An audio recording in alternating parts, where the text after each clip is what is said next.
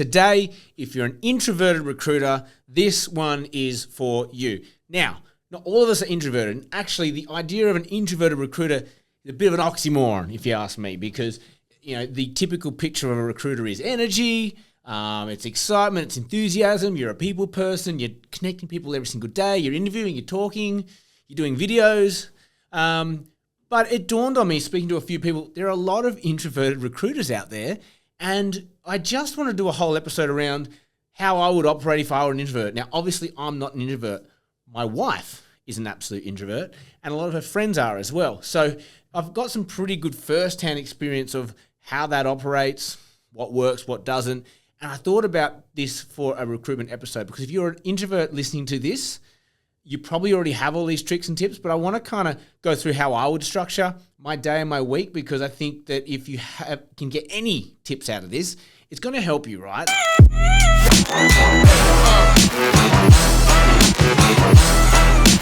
if you're listening to this podcast and consuming this, I'm an energy guy. Like, I'm all about energy. How do I feel today? How am I going to feel tomorrow if I do this? And it's about protecting and maintaining a great level of energy so that we can turn up every day for our clients, for our candidates, and for our work, okay?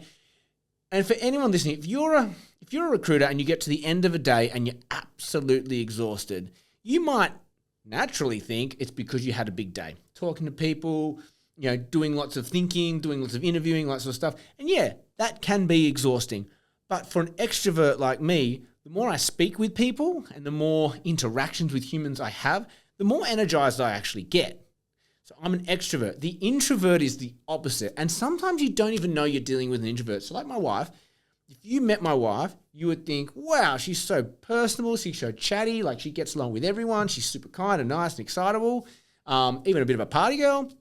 But I know when we get home, her batteries are drained by that experience, completely drained, right? And she needs a good day to kind of a bit of downtime and alone time to charge back up. So I just started thinking, imagine being a recruiter and you're an introvert, and I'm guessing there's a lot of you, okay?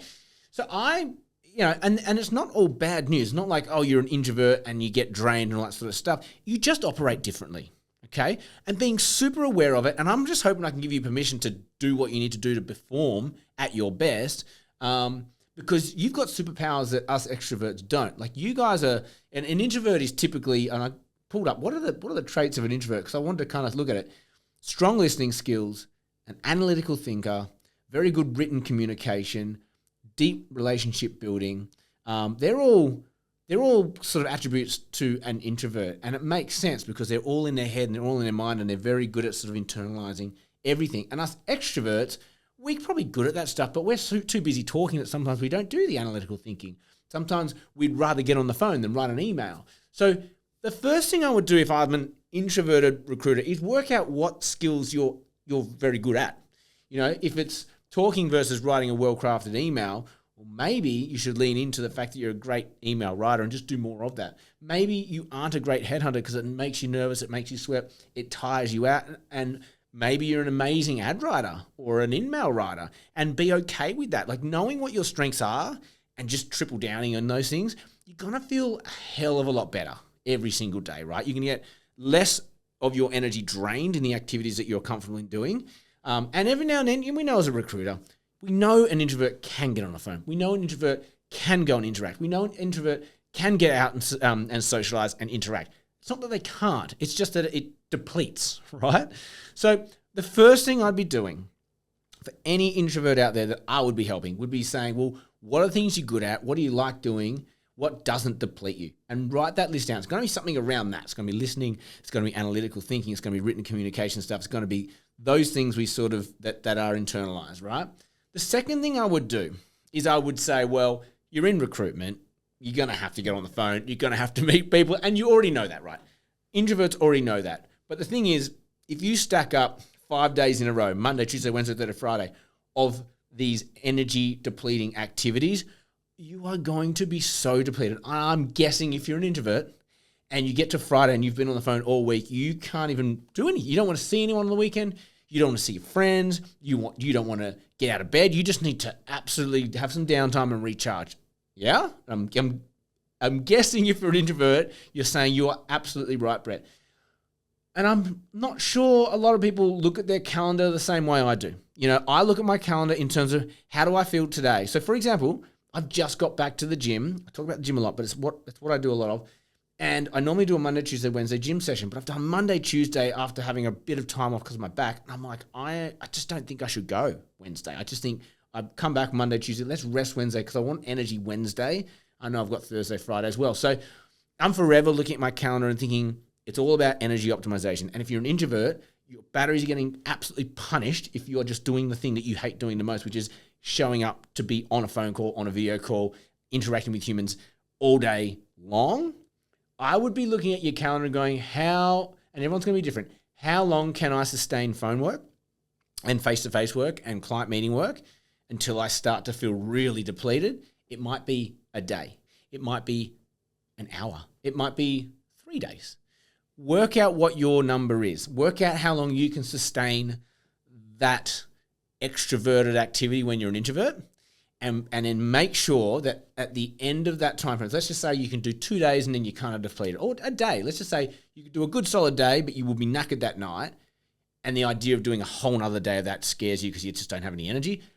Fine. Monday is the face-to-face stuff, interviews, calls, but don't do any paperwork on that day. Tuesday, block out your time, do all your paperwork then. Do your ad writing, do your follow-up emails, do your Canvas stuff, do your scripts, do your emails, all that stuff. Because you'll be doing activities that you need to get done throughout the week, but just bunch them together because when you're in that mode, you put your headphones on, you can just drown out the world and you can just do your thing, put your phone on silent and just do the things that allow your batteries to charge up, but actually energize you because you're good at these things, the listening, the analytical thinking, the written communication stuff.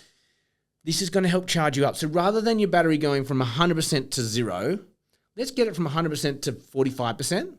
And then let's pivot, go to something that helps charge your batteries up. Let's get it back up to 80, 90%. And then we come back down, we can get on the phones Wednesday, So I just want you guys to stop and think. If you're an introvert and you're feeling too depleted by the end of day 1 through 3, 4, 5 of the week, work out where that is and give yourself permission to do activities that charge your battery, okay? It's all work. It's all the work.